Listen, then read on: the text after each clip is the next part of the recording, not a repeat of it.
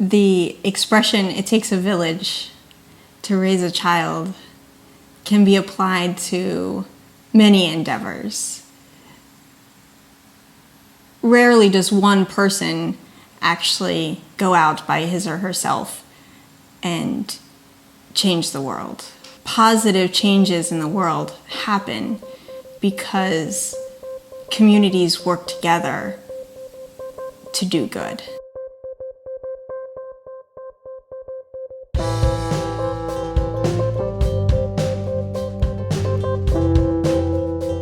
Quakerism has ambitions about everyone being a minister. And that's another way of saying that I like a lot, is that there's no laity here. We're all called to ministry. That's true. It's kind of the full embodiment of the priesthood of all believers. And at times, we think God calls some of us more than others to greater service.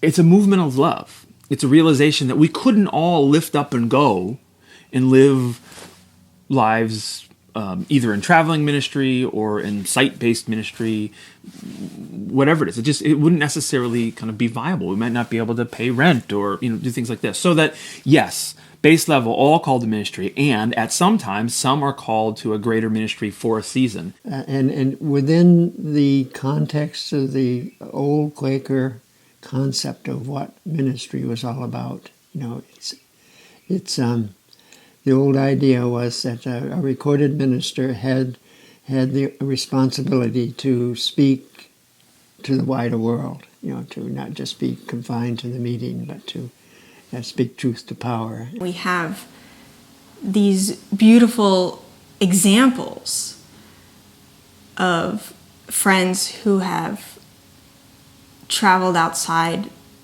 of this community in order to share their gifts with others, and yet have been grounded in this community while doing so. As Tom Gates says in his Pendle Hill pamphlet on membership, that it's the responsibility of the meeting to bring people to an expectation that they will have leadings. It enriches the life of the meeting, obviously, to have a good array of voices speaking the truth as it has come through them. The experience of Friends for hundreds of years has been that a system of support from one's religious community is incredibly useful as a check and balance on doing God's work. For me in particular, I have had a hard time discerning voices in me. What is the message? What is not the message? I've always felt a sense of affirmation by the fact that I was recorded, and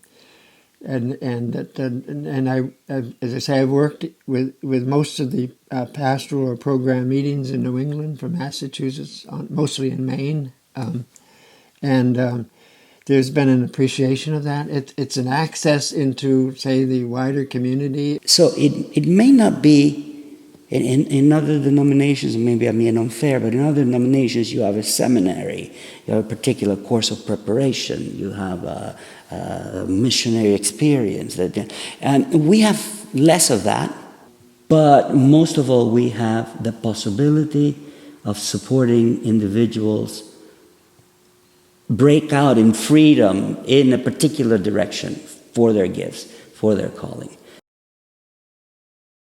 My oversight committee has supported me, and this is actually, it's within the last 3 years, that I've had some heavy-duty struggles with the adversary.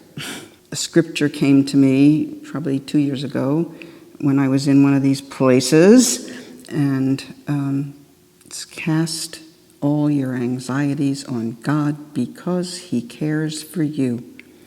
your adversary, like a roaring lion, is prowling around looking for someone to devour.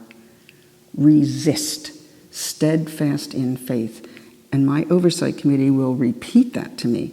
Resist, steadfast in faith. And you are steadfast. The meeting's main resource for supporting a specific ministry is human resources.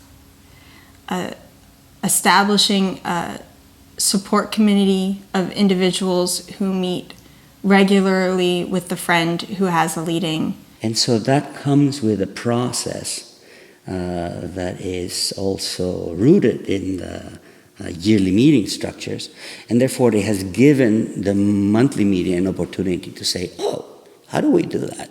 So Fresh Pond meeting often has discerned travel minutes for various members who have had a leading to travel among friends. They may be called to do specific work for peace, or to bring a specific message, or to give a plenary talk or a workshop.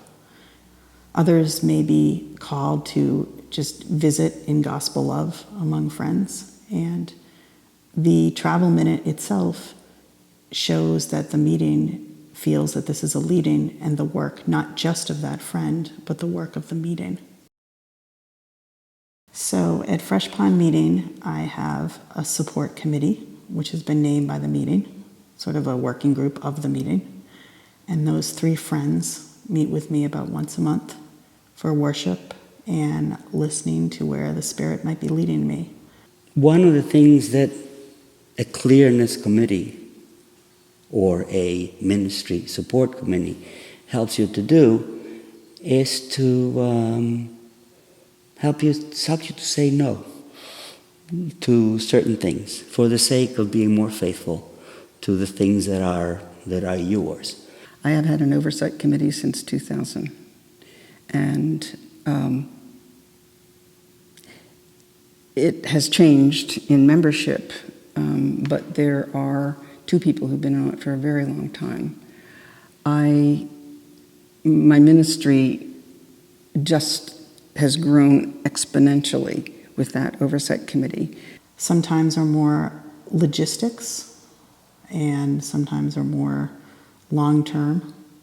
And it's comforting and helpful to hear other voices tell me what I'm saying without my opinions in the way. It is very enabling. It's something that even allows me to take some risks because I know that they sat me down, they asked me questions, they heard me, they have a sense of where I'm coming from, what my gifts are, and they have a sense of where I might walk more faithfully than not.